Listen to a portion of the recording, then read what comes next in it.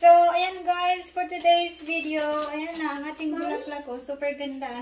So, ito guys, from asawa. So, ilagay na natin dito sa vase. Para guys, magtagal-tagal pa ang buhay niya. Charot. So, super ganda guys. Sabi ko, asawa, wag nang bumili ng mga kung ano-ano sa aking birthday. Kasi guys, useless man lang alam mo yun, yung sapat na yung naalala niya yung birthday ko. Pero, maganda naman yung bulaklak. Kaya lang, mahal man din to guys. So, ayan na yung presyo pa. Oh. $50. $50 yung birthday. Tapos, ako pa ang maglagay-lagay di sa flower vase. Kaya mas okay na sana. Hindi na sana siya nagbili kay sayang ng pera ba? Alam mo na. So, anyway, nandito na to. Kaya atin ang ayusin. So, meron siyang flower food. Lagay ko dito para tumagal yung buhay ng aking ano yan, ng ating bulaklak. Thank you, Mommy. You're welcome, Yasi.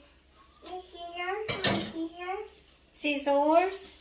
O, gamitin pa ni Mama ang scissors. Kaya magputol si Mama ng mga bulaklak. Tingnan ko nga, gaano kahaba. Mga ganito siya.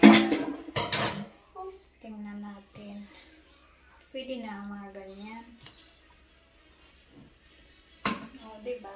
Thank you, Mommy. Thank you, Yasi. Naging flower decoration na tayo. Ano, anak? Okay lang yan, anak.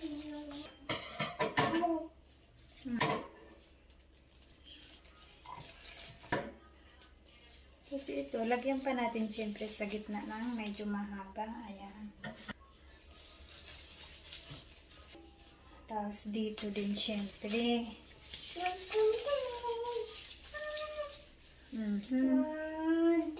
Tapos siyempre ito, lagay ko din dito. Oh, diba? Bongga. Ayan. Daddy. Oh, sorry. Sorry, Daddy. Sorry, Daddy. Iba ka lang. Asis. Iba ka naman, baby na ako ito. Daddy. Junior, Daddy. Walking. Ayan na. Ang ganda na ng ating flower. Chukushkil Oh, shot. diba? Super ganda. Oh, ayan na. Thank you, Asis. Daddy. Asis. Oh, so yun lang guys. Ang ating flower. Super cute. Oh, diba?